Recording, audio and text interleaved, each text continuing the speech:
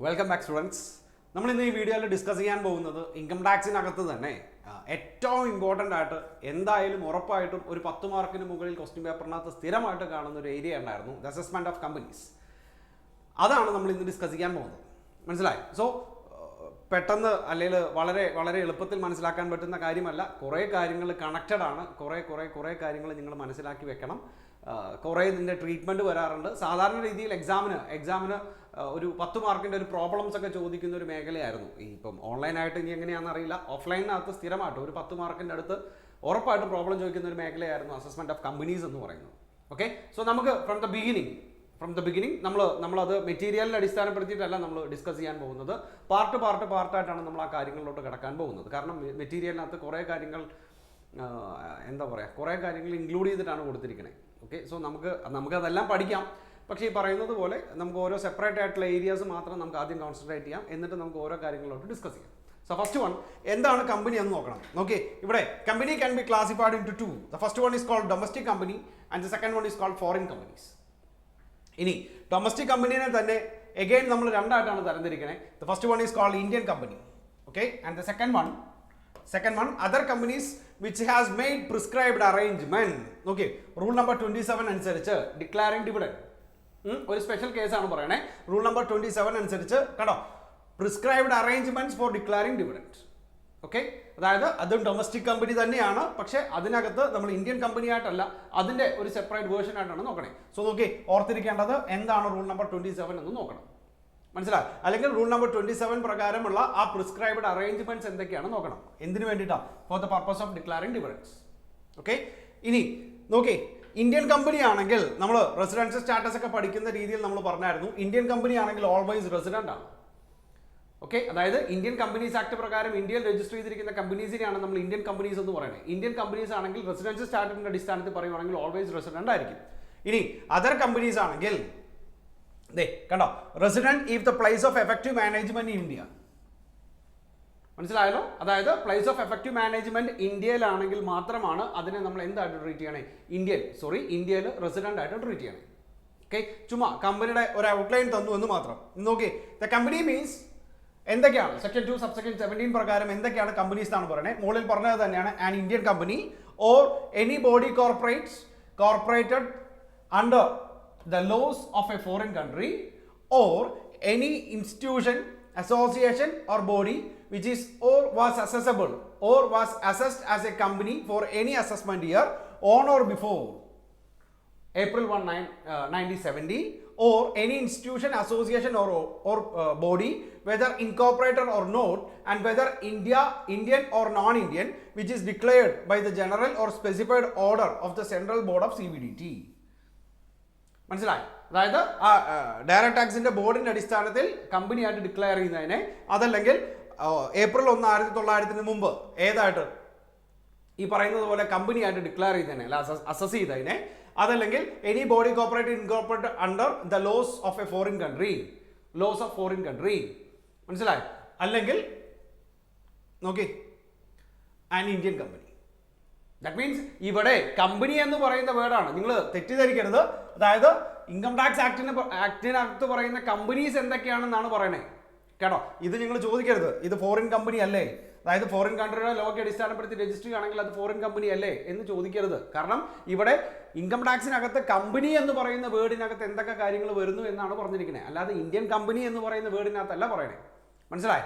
So that means ഇവിടെ taxable ആവുന്ന, ഇവിടെ കമ്പനി എന്ന് പറയുന്ന ഹെഡിനകത്ത് ടാക്സബിൾ ആവുന്നത് ഏതൊക്കെയാണ് എന്നാണ് നമ്മൾ ഡിസ്കസ് ചെയ്യുന്നത്. ഇനി അതിനകത്ത് തന്നെ ഇന്ത്യൻ കമ്പനി എന്താണെന്ന് പറഞ്ഞിട്ടുണ്ട്. എന്താ? And Indian company means a company formed and registered under the Companies act. 56 അല്ല, കമ്പനീസ് ആക്ട് പ്രകാരം രജിസ്റ്റർ ചെയ്തിരിക്കുന്ന കമ്പനീസിനെയാണ് നമ്മൾ എന്തെന്ന് പറയണേ, ഇന്ത്യൻ കമ്പനി എന്ന് പറയണേ. എങ്ങനെയായിരുന്നു? ഒരു ഇന്ത്യൻ കമ്പനീസ് ആക്ട് പ്രകാരം രജിസ്റ്റർ ചെയ്തിരിക്കുന്ന കമ്പനീസിനെയാണ് നമ്മൾ എന്തെന്ന് പറയണേ, ഇന്ത്യൻ കമ്പനിയാണെന്ന് പറയണേ. Includes a company formed and registered under any law relating to the companies formerly in force in any part of India other than the state of Jammu and Kashmir and the union territory specified in clause C. അതായത് കണ്ടോ, Jammu and കാശ്മീരിനകത്ത് union ടെറിട്ടറീസിനകത്ത് മുമ്പ് പറഞ്ഞതല്ലാതെ വേറെ എവിടെയാണെങ്കിലും വേറെ ഏതെങ്കിലും load അടിസ്ഥാനത്തിലാണ് register ചെയ്തിട്ടുള്ളതെങ്കിൽ അതിനെ നമുക്ക് എന്തെന്ന് പറയാം, ഇന്ത്യൻ കമ്പനി എന്ന് പറയാം. ദാറ്റ് മീൻസ് ഇങ്ങനെ ഒരു നിയമം വരുന്നതിന് മുമ്പ് വേറെ ഏതെങ്കിലും ഒരു ലോൺ അടിസ്ഥാനത്തിൽ നമ്മൾ ഇതിനെ ഇന്ത്യൻ കമ്പനിയായിട്ട് രജിസ്റ്റർ ചെയ്തിട്ടുണ്ടെങ്കിൽ അതിനെ നമുക്ക് എന്തായിട്ട് ട്രീറ്റ് ചെയ്യാം? ഇന്ത്യൻ കമ്പനിയാണെന്ന് ട്രീറ്റ് ചെയ്യാം. A company formed and registered under any law for the time being in force in the state of Jammu and Kashmir. Okay, ഇവിടെ ജമ്മു ആൻഡ് കാശ്മീരിനും യൂണിയൻ ടെറിട്ടറിനെയും സെപ്പറേറ്റ് ആയിട്ട് പറഞ്ഞു എന്ന് പറഞ്ഞുകൊണ്ട് താഴത്ത് അതില്ല എന്നല്ല അർത്ഥം, അതിന്റെ താഴത്ത് അത് രണ്ടും സെപ്പറേറ്റ് ആയിട്ട് പറഞ്ഞിട്ടുണ്ട്. And the third one, a company formed and registered under any law for the time being in force in the union territory. കണ്ടോ? That means ആദ്യത്തേനകത്ത് നമ്മളോട് പറഞ്ഞിരിക്കുന്നത് എന്താ? A company formed and registered under any law relating to the companies. കമ്പനീസുമായിട്ട് ബന്ധപ്പെട്ട് register ചെയ്തിരിക്കുന്നത്. Okay, ഏതൊഴികെ? Jammu and കാശ്മീരും union territory ഒഴികെ. തൊട്ട് താഴെ രണ്ടെണ്ണം പറഞ്ഞിട്ടുണ്ട്. ആ ജമ്മു ആൻഡ് കാശ്മീരിനകത്ത് രജിസ്റ്റർ ചെയ്തിട്ടുണ്ടെങ്കിലും യൂണിയൻ ടെറിട്ടറിക്കകത്ത് ഈ പറയുന്ന കമ്പനി ലോ ഒക്കെ അടിസ്ഥാനപ്പെടുത്തി രജിസ്റ്റർ ചെയ്തിട്ടുണ്ടെങ്കിലും അതിനെ നമുക്ക് എന്തായിട്ട് തന്നെ പറയാം? ഇന്ത്യൻ കമ്പനി ആയിട്ട് തന്നെ പറയാം. And D, a corporation established by or under central, state or provisional act. മനസ്സിലായല്ലോ? And any institution, association or body which is declared by the central board of directors to be as a company under section 2 subsection 17. അതായത് CBDT declare ചെയ്യുന്ന ഏതാ ഇൻസ്റ്റിറ്റ്യൂഷനോ അസോസിയേഷനോ ബോഡിയോ അതിനെ നമുക്ക് എന്തായിട്ട് തന്നെ treat ചെയ്യാം? Indian company ആയിട്ട് തന്നെ ട്രീറ്റ് ചെയ്യാം. A company, corporation, institution, association or body will be treated as an Indian company only if its registered office or the principal office as the case may be in India. മനസ്സിലായല്ലോ? അതായത് ഈ പറഞ്ഞിരിക്കുന്ന രീതിയിൽ മുകളിൽ പറഞ്ഞിരിക്കുന്നത് Indian company ആവണമെങ്കിൽ ഒരു കണ്ടീഷൻസും കൂടെ നമ്മളോട് പറഞ്ഞിരിക്കുന്നത് എന്താ? കണ്ടോ? A company, corporation, institution, association or body will be treated as an Indian company only if it's registered office, അതായത് രജിസ്റ്റേർഡ് ഓഫീസോ പ്രിൻസിപ്പൽ ഓഫീസോ എവിടെയായിരിക്കണം? ഇന്ത്യയിലായിരിക്കണം. അങ്ങനെയാണെങ്കിൽ മാത്രമേ അതിനെ നമ്മൾ എന്തായിട്ട് ട്രീറ്റ് ചെയ്യുള്ളൂ? ഇന്ത്യൻ കമ്പനി ആയിട്ട് ട്രീറ്റ് ചെയ്യുള്ളൂ. കേട്ടോ? ആദ്യത്തേനകത്ത് കമ്പനി എന്താണെന്ന് മാത്രമാണ് പറഞ്ഞിരിക്കുന്നത്. ഇൻകം ടാക്സ് ആക്ട് പ്രകാരം കമ്പനി എന്തൊക്കെയാണെന്നാണ് പറഞ്ഞിരിക്കുന്നത്. അതിനകത്ത് ഫോറിൻ കമ്പനീസും വരാം. രണ്ടാമത്തേനകത്ത് പറഞ്ഞിരിക്കുന്നത് എന്താ? ഇന്ത്യൻ കമ്പനി എന്തൊക്കെയായിരിക്കണം? ഒറ്റ കാര്യം മാത്രം നിങ്ങൾ ആലോചിച്ചാൽ മതി. ഇന്ത്യയിലുള്ള ഏതെങ്കിലും ലോ, ഈ പറയുന്ന കമ്പനിയുമായിട്ട് റിലേറ്റ് ചെയ്തിരിക്കുന്ന ഏതെങ്കിലും ലോ പ്രകാരം രജിസ്റ്റർ ചെയ്തിരിക്കുന്ന കമ്പനീസ് ആണെങ്കിൽ അതിനെ നമുക്ക് എന്തെന്ന് പറയാം? ഇന്ത്യൻ കമ്പനി എന്ന് പറയാം. അതല്ലെങ്കിൽ CBDT ഡിക്ലെയർ ചെയ്യണം. ഒരു അസോസിയേഷനെയോ ഒരു ഇൻസ്റ്റിറ്റ്യൂഷനെയോ ഈ പറയുന്ന കമ്പനിയായിട്ട് CBDT ഡിക്ലെയർ ചെയ്യുവാണെങ്കിൽ അതിനെ നമുക്ക് എന്തായിട്ട് ട്രീറ്റ് ചെയ്യാം? ഇന്ത്യൻ കമ്പനിയായിട്ട് ട്രീറ്റ് ചെയ്യാം. Okay, and the next one, domestic company. So company കഴിഞ്ഞു, Indian company കഴിഞ്ഞു, and the third one domestic company. Okay, a domestic company means an Indian company or any other company which in respect of its income liable to tax under the act has made prescribed arrangement for the declaration and payment of dividend. നമ്മൾ നേരത്തെ ഒരു rule mark ചെയ്തായിരുന്നു അല്ലേ? ഓർമ്മയില്ലേ? നേരത്തെ ഒരു rule mark ചെയ്തായിരുന്നു. That means domestic company can B divided into 2 എന്ന് പറഞ്ഞിട്ട് ആദ്യത്തേനെ നമ്മൾ ഇന്ത്യൻ കമ്പനി എന്ന് പറഞ്ഞായിരുന്നു. രണ്ട്, ഈ പറഞ്ഞിരിക്കുന്ന പോലെ ഡിവിഡൻഡ് ഡിക്ലെയർ ചെയ്യാൻ വേണ്ടിയിട്ട് ഒരു പ്രിസ്ക്രൈബഡ് അറേഞ്ച്മെന്റ് നടത്തുന്ന കമ്പനീസ് അണ്ടർ റൂൾ നമ്പർ 27 പ്രകാരം. ഓക്കെ, അതെന്തൊക്കെയാണെന്ന് നോക്കാം. മനസ്സിലായി? ഈ റൂൾ നമ്പർ 27 പ്രകാരമുള്ള അറേഞ്ച്മെന്റ്സ് എന്തൊക്കെയാണെന്ന് നോക്കാം. Okay, the arrangements to be made by a company for the declaration and payments of dividend within India shall be as follows. The share register of the company for all shareholders shall be regularly maintained at its principal place of business within India. എന്തായിരുന്നു? ഈ share ഹോൾഡേഴ്സിന്റെ share register എന്ന് പറയുന്നത് ഇന്ത്യക്കകത്തുള്ള principal place of ബിസിനസ്സിനകത്ത് maintain ചെയ്യണം. And the second one, the general meeting for passing the accounts of the previous year relevant to the assessment year and for declaring any dividend in respect thereof shall be held only at the place within India. അതായത് ഈ പറഞ്ഞിരിക്കുന്ന declaration of ഡിവിഡൻഡുമായിട്ട് ബന്ധപ്പെടുത്തി കയറി വരുന്ന എല്ലാ മീറ്റിംഗ്സും എവിടെ തന്നെ നടത്തണം? ഇന്ത്യക്കകത്തുള്ള ഏതെങ്കിലും അകത്തുള്ള ഒരു പ്ലേസിൽ തന്നെ നടത്തണം. And the third one, the dividend declared if any shall be payable only within India to all shareholders. Okay, ആ ഡിവിഡൻഡ് ഡിക്ലെയർ ചെയ്തിരിക്കുന്നത് shall be payable only within India. അത് എവിടെ മാത്രമേ കൊടുക്കാവൂ? ഇന്ത്യക്കകത്ത് മാത്രമേ കൊടുക്കാവൂ. സോ ഈ 3 കാര്യങ്ങളാണ് റൂൾ നമ്പർ 27 അടിസ്ഥാനപ്പെടുത്തി നമ്മളോട് പറഞ്ഞിരിക്കുന്ന arrangements, the prescribed arrangements four declaring dividend. മനസ്സിലായി? ഇത് ഓക്കെ ആണെങ്കിൽ ഇങ്ങനെയുള്ള കമ്പനീനെ നമുക്ക് എന്തായിട്ട് തന്നെ ട്രീറ്റ് ചെയ്യാം? ഡൊമസ്റ്റിക് കമ്പനി ആയിട്ട് തന്നെ ട്രീറ്റ് ചെയ്യാം. ആൻഡ് ദ ഫോറിൻ കമ്പനീസ് എന്തായിരിക്കും? ഫോറിൻ കമ്പനി ഒരു കമ്പനി ഡൊമസ്റ്റിക് കമ്പനി അല്ലെങ്കിൽ അതിനെ നമുക്ക് ഫോറിൻ കമ്പനി ആയിട്ട് ട്രീറ്റ് ചെയ്യാം. That means a foreign company means a company which is not a domestic company. മനസ്സിലായി? ഒരു കമ്പനി ഡൊമസ്റ്റിക് കമ്പനി അല്ലെങ്കിൽ അതിനെ നമുക്ക് എന്തായിട്ട് ട്രീറ്റ് ചെയ്യാം? ഫോറിൻ കമ്പനി ആയിട്ട് ട്രീറ്റ് ചെയ്യാം. And a company in which the public R substantially interest. So കമ്പനിയുടെ തന്നെ ഓരോ വേർതിരിവാണ് നമ്മൾ ഡിസ്കസ് ചെയ്യണേ. കമ്പനി എന്താണെന്ന് പറഞ്ഞു, ഇന്ത്യൻ കമ്പനി പറഞ്ഞു, ഫോറിൻ കമ്പനി പറഞ്ഞു, ഡൊമസ്റ്റിക് കമ്പനി പറഞ്ഞു. ഇനി അടുത്ത സെക്ഷൻ എന്ന് പറയുന്നത് okay, A company in which the public R substantially interest. ഏതൊക്കെ സാഹചര്യങ്ങൾ കയറി വരുമ്പോഴാണ് ഒരു കമ്പനീനെ പബ്ലിക്കലി സബ്സ്റ്റാൻഷ്യൽ ഇൻട്രസ്റ്റ് ഉള്ള കമ്പനിയായിട്ട് നമ്മൾ കണക്കാക്കണേ? Okay, the first one, the government company, a company owned by the government or Reserve Bank of India or in which not less than 40% of shares held. ആരൊക്കെ? By the government or the Reserve Bank of India or a corporation owned by that bank. മനസ്സിലായി? അതായത് a company owned by the government or R B I, ഗവൺമെന്റോ R B I own ചെയ്യുന്ന company, അല്ലെങ്കിൽ ആ കമ്പനിയുടെ 40% കൂടുതലേക്കാൾ share ആരുടെ ഉണ്ടായിരിക്കണം? ഈ പറഞ്ഞിരിക്കുന്ന ഗവൺമെന്റിലും ആർ ബി ഐ, അല്ലെങ്കിൽ അവർ രണ്ടുപേരെയും കൂടെ ഉണ്ടെങ്കിൽ അതിനെ നമുക്ക് എന്താണെന്ന് പറയാം? ഈ പബ്ലിക്കിന് സബ്സ്റ്റാൻഷ്യലി ഇൻട്രസ്റ്റ് ഉള്ള കമ്പനിയാണെന്ന് പറയാം. Number 1. Number 2, companies under section 8. Okay, അതായത് കണ്ടോ, കമ്പനീസ് ആക്ടിനകത്ത് companies under section 8, that means non profit company, non profit making companies. Okay, and the third one is called mutual benefit finance company. നമ്മൾ ഈ companies ആക്ടിനകത്ത് നിധി company എന്നൊക്കെ പറയുന്നത് പോലെ, that means ഏതിനകത്ത്? ആ കമ്പനിക്കകത്തുള്ള ആൾക്കാരുടെ മ്യൂച്വൽ ബെനിഫിറ്റിന് വേണ്ടി സ്റ്റാർട്ട് ചെയ്യുന്ന കമ്പനീസ്. ദാറ്റ് മീൻസ് നോക്കേ, which carries on as it's principal business the business of acceptance of deposit from it's members. മനസ്സിലായോ? And which is declared by the central government under section 620A of the Companies Act 1956 to be a nidhi or a mutual benefit society. That means അങ്ങനെ mutual benefit, അതായത് ഈ കമ്പനിക്കകത്തുള്ള share ഹോൾഡേഴ്സിന്റെ mutual ബെനിഫിറ്റ്സിന് വേണ്ടി മാത്രം start ചെയ്യുന്ന ഒരു company. ഇതിനെയാണ് നമ്മൾ എന്തായിട്ട് ട്രീറ്റ് ചെയ്യണേ? പബ്ലിക്കിന് സബ്സ്റ്റാൻഷ്യൽ ഇൻട്രസ്റ്റ് ആയിട്ടുള്ള കമ്പനിയായിട്ട് ട്രീറ്റ് ചെയ്യണേ. സോ ആദ്യത്തേതിനകത്ത് നമ്മൾ ഡിസ്കസ് ചെയ്യുന്നത് എന്തായിരുന്നു? ഗവൺമെന്റിനും ആർ ബി ഐക്കും അല്ലെ മിനിമം 40% ഷെയർ ഉണ്ടെങ്കിൽ. രണ്ടാമത് പറഞ്ഞത് section 8 companies, that means non profit making companies. And the third one പറഞ്ഞത് mutual benefit finance companies. Finance കമ്പനിയാണ് എന്തിനു വേണ്ടിയിട്ട്? ഈ പറയുന്ന ഷെയർ ഹോൾഡേഴ്സിന്റെ മ്യൂച്വൽ ബെനിഫിറ്റ്സിന് വേണ്ടി സ്റ്റാർട്ട് ചെയ്യുന്ന companies. And a company in which shares are held by the corporate society.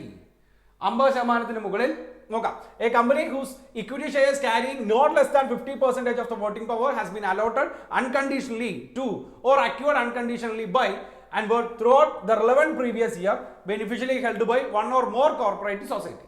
ഒന്നോ അതിലധികമോ കോപ്പറേറ്റീവ് സൊസൈറ്റിയുടെ കൈവശം 50-ൽ കൂടുതൽ ഷെയർസ് ഉള്ള കമ്പനീസ് ആണെങ്കിൽ, ഓക്കെ, അവരുടെ വോട്ടിംഗ് റൈറ്റ്സ് എന്ന് പറയുന്ന 50-ൽ കൂടുതൽ ഷെയർസ് ഉണ്ടെങ്കിൽ അവരെ നമുക്ക് എന്തെന്ന് പറയാം? പബ്ലിക്കിന് സബ്സ്റ്റാൻഷ്യലി ഇൻട്രസ്റ്റ് ഉള്ള കമ്പനിയാണെന്ന് പറയാം. ആൻഡ് ലിസ്റ്റഡ് കമ്പനീസ് അറിയാലോ. എന്താ ലിസ്റ്റഡ് കമ്പനീസ് എന്ന് അറിയാലോ? സ്റ്റോക്ക് എക്സ്ചേഞ്ചിനകത്ത് ലിസ്റ്റ് ചെയ്തിരിക്കുന്ന കമ്പനീസ്. നോക്കി, a company which is not a private company as defined as the Companies Act 1956 and the conditionally specified either in item A or in B are fulfilled. എന്തൊക്കെയാണ് നോക്കി? Equity shares in the company were as on the last date of the relevant previous year listed in a recognized stock exchange. And B, equity shares in the company carrying not less than 50%, 40% in case of Indian company whose business consists mainly in the construction of ship, in the manufacture or process of the goods, or in mining, or in the generation or distribution of electricity, or any other form of power, that is industrial company, of the voting power has been allotted unconditionally or acquired unconditionally by or were throughout the relevant previous year beneficially held by the government, the corporate established under state or central, and any company to which this clause applies or any subsidiary company of such a company if this whole or the share capital of the subsidiary company has been held by the parent company or by its nominee throughout the previous year. അതായത് listed companies എന്തൊക്കെയാണെന്നാണ് പറഞ്ഞിരിക്കുന്നത്. ഒന്ന്, recognised stock എക്സ്ചേഞ്ചിൽ list ചെയ്തിരിക്കുന്ന കമ്പനീസിനെ നമുക്ക് listed companies എന്ന് പറയാം. Equity shares list ചെയ്തിരിക്കുന്ന കമ്പനീസിനെ. അതല്ലെങ്കിൽ പറഞ്ഞിരിക്കുന്നത് ഇക്വിറ്റി ഷെയർസ് എന്ന് പറയുന്നത് less than 50%, not less than 50%. ആരുടെ കയ്യിലായിരിക്കണം? ഈ പറഞ്ഞിരിക്കുന്നത് പോലെ ഗവൺമെന്റിന്റെ കയ്യിലോ സെൻട്രലിന്റെ സ്റ്റേറ്റ് ഗവൺമെന്റിന്റെ കീഴിൽ വരുന്ന കോർപ്പറേഷന്റെ കീഴിലോ അല്ലെങ്കിൽ അവരുടെ കീഴിൽ വരുന്ന സബ്സിഡറി കമ്പനീസ്. മനസ്സിലായോ? ഏതിന്റെ? ഈ പറഞ്ഞിരിക്കുന്ന പാരന്റ് ആയിട്ടുള്ള ലിസ്റ്റഡ് കമ്പനിയുടെ താഴെ വരുന്ന സബ്സിഡറി കമ്പനീസ്. ഓക്കെ, ഇതിനെയാണ് നമ്മൾ എന്തെന്ന് പറയണേ? ലിസ്റ്റഡ് കമ്പനീസ് എന്ന് പറയണേ. And the last one, company which is prescribed by the board. അതായത് സെൻട്രൽ ബോർഡ് പ്രിസ്ക്രൈബ് ചെയ്യുന്ന കമ്പനീസ് എന്താണെന്ന് പറഞ്ഞിട്ട് ഈ പറഞ്ഞിരിക്കുന്നത് പോലെ പബ്ലിക്കിന് സബ്സ്റ്റാൻഷ്യലി ഇൻട്രസ്റ്റ് ഉള്ള കമ്പനിയാണ് എന്ന് പറഞ്ഞ് സെൻട്രൽ ഗവൺമെന്റ് നമ്മുടെ ബോർഡ് പ്രിസ്ക്രൈബ് ചെയ്തിരിക്കുന്ന കമ്പനീസ്. സോ ഇത്രയും കമ്പനീസിനെയാണ് നമ്മൾ എന്തെന്ന് പറഞ്ഞേ? പബ്ലിക്കിന് സബ്സ്റ്റാൻഷ്യൽ ഇൻട്രസ്റ്റ് ഉള്ള കമ്പനീസ് എന്ന് പറയണേ. സോ വൺസ് അഗൈൻ, കമ്പനി എന്താണെന്ന് പറഞ്ഞു അല്ലെ? ഡൊമസ്റ്റിക് ഇന്ത്യൻ കമ്പനി എന്താണെന്ന് പറഞ്ഞു, ഡൊമസ്റ്റിക് കമ്പനീസ് എന്ന് പറഞ്ഞു, ഫോറിൻ കമ്പനി എന്ന് പറഞ്ഞു. അടുത്ത കാറ്റഗറിയാണ് പറഞ്ഞേ പബ്ലിക്കിന് സബ്സ്റ്റാൻഷ്യലി ഇൻട്രസ്റ്റ് ഉള്ള കമ്പനീസ്. മനസ്സിലായി? ആൻഡ് നോക്കി, ടാക്സ് റേറ്റ് ആണ് പറയണേ. ടാക്സ് റേറ്റ് അതായത് ടാക്സ് ലൈബിലിറ്റി, കമ്പനിയുടെ ടാക്സ് ലൈബിലിറ്റി കണ്ടുപിടിക്കുമ്പോൾ അപ്ലൈ ചെയ്യേണ്ട ടാക്സ് റേറ്റുകളാണ് പറയണേ. നോക്കി, ഷോർട്ട് ടൈം ക്യാപിറ്റൽ ഗെയിൻ, അതായത് സെക്യൂരിറ്റി ട്രാൻസാക്ഷൻ ടാക്സ് അടച്ചിരിക്കുന്ന ഷോർട്ട് ടൈം ക്യാപിറ്റൽ ഗെയിൻ ആണെങ്കിൽ 11A പ്രകാരം 15%. അത് തന്നെ ലോങ് ടൈം സെക്യൂരിറ്റീസ് ആണെങ്കിൽ 10%. And other long time capital gain അറിയാം 20%. And casual incomes 30%. മനസ്സിലായോ? ഇനി അതർ ഇൻകംസിനെ നോക്കി, in case of A domestic company where its total turnover or gross receipts during the previous year 17-18 does not exceed 400 crores. അങ്ങനെയാണെങ്കിൽ 25%. അതായത് domestic കമ്പനിയാണ്, രണ്ട് classification വന്നായിരുന്നു domestic കമ്പനിയിൽ അല്ലേ. അവരുടെ ഡൊമസ്റ്റിക് കമ്പനിയുടെ പ്രീവിയസ് ഇയറിലെ ഇൻകം, ഏത് പ്രീവിയസ് ഇയറിലെ 2017-18 എന്ന് പറയുന്ന പ്രീവിയസ് ഇയറിലെ ഇൻകം 400 കോടിക്ക് എന്താണെങ്കിൽ നോക്കി, during the does not exceed 400 കോടിക്ക് താഴെയാണെങ്കിൽ 25%. അതല്ലാത്ത പക്ഷം in any other case 30%. Okay, ഇങ്ങനൊരു സ്പെഷ്യൽ ക്രൈറ്റീരിയ പറഞ്ഞിരിക്കുന്നു എന്ന് മാത്രം. നമുക്ക് പ്രോബ്ലത്തിന് ആപ്ലിക്കബിൾ കമ്പനി ആണെങ്കിൽ എത്ര ശതമാനം തന്നെ ടാക്സ് അടയ്ക്കണം? 30% തന്നെ ടാക്സ് അടയ്ക്കണം കേട്ടോ.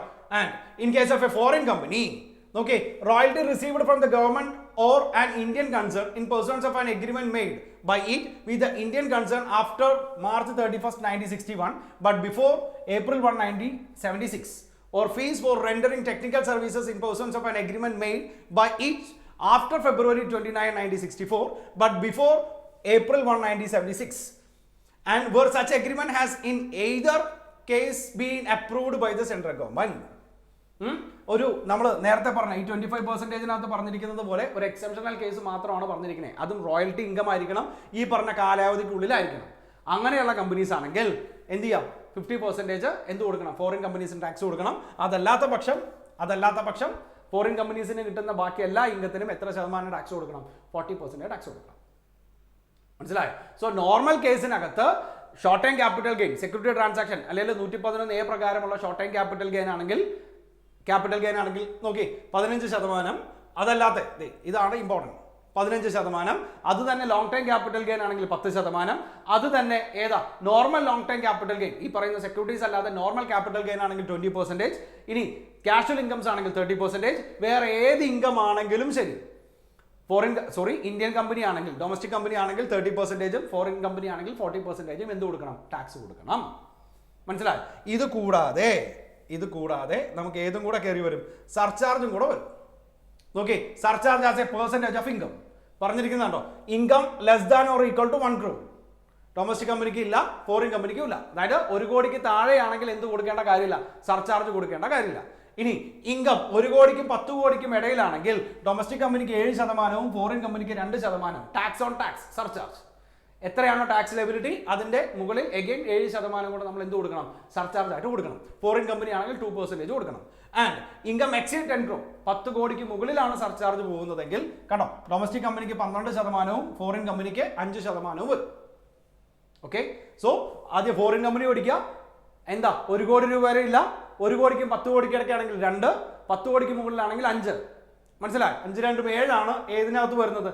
ഈ പറയുന്ന ഡൊമസ്റ്റിക് കമ്പനിക്ക് 1 കോടിക്കും 10 കോടിക്കും ഇടയിൽ വരുന്ന 7, 7 5 12. ഏതിനാ? ഈ പറയുന്ന 10 കോടിക്ക് മുകളിലാണെങ്കിൽ. ഇനി നോർമൽ കേസിനകത്ത് നോക്കി 4% ടാക്സബിലിറ്റി ആഫ്റ്റർ സർചാർജ് ഏതാ? Health and education cess. ആദ്യം സർചാർജ് ആഡ് ചെയ്യുക, എന്നിട്ട് കിട്ടുന്ന ടോട്ടൽ ടാക്സ് ലയബിലിറ്റി എത്രയാണെന്ന് നോക്കുക. അതിന്റെ എഗെയിൻ 4% കൂടെ നമ്മൾ എന്തായിട്ട് കൊടുക്കണം? നമ്മുടെ എഡ്യൂക്കേഷൻ സെസ് ആയിട്ട് കൊടുക്കണം കേട്ടോ. ഇനി മാർജിനൽ റിലീഫ് എന്ന് പറയുന്ന ഒരു സാധനം ആർക്ക് അപ്ലിക്കബിൾ ആണ്? കമ്പനിക്ക് അപ്ലിക്കബിൾ ആണ്. അത് ഇങ്ങനെ എടുത്തു ചാടി പറയരുത്. നമുക്കൊരു 1 2 3 പ്രോബ്ലം ഒക്കെ ചെയ്ത് നോക്കിയിട്ട് വേണം നമുക്ക് മാർജിനൽ റിലീഫ് എന്താണെന്ന് പറയാൻ. Exam point of view important ആണ്. സോ നമുക്ക് അടുത്ത വീഡിയോ ആയിട്ട് അത് മാർജിനൽ റിലീഫിന് വേണ്ടി തന്നെ ഒരു വീഡിയോ ആയിട്ട് നമുക്ക് പോസ്റ്റ് ചെയ്യാം കേട്ടോ. സോ മാർജിനൽ റിലീഫ് എന്ന് പറയുന്ന സാധനം കമ്പനിക്ക് അപ്ലിക്കബിൾ ആണ് എന്ന് മാത്രം നിങ്ങൾ ആലോചിച്ചാൽ മതി. നമ്മുടെ മെറ്റീരിയലിനകത്ത് അത് എന്താണെന്ന് മാത്രമേ പറഞ്ഞിട്ടുള്ളൂ. അതെങ്ങനെ കമ്പ്യൂട്ട് ചെയ്യേണ്ടതെന്നോ എന്തൊക്കെ കാര്യങ്ങളാണെന്നൊന്നും പറഞ്ഞിട്ടില്ല. സോ മാർജിനൽ റിലീഫിൻ്റെ മാത്രമായിട്ട് അതിൻ്റെ ഒരു 2 3 പ്രോബ്ലമായിട്ട് നമുക്കൊരു വീഡിയോ ചെയ്യാം. Okay, and the next one നമുക്ക് ഇതുമായിട്ട് റിലേറ്റ് ചെയ്ത് പഠിക്കേണ്ടത്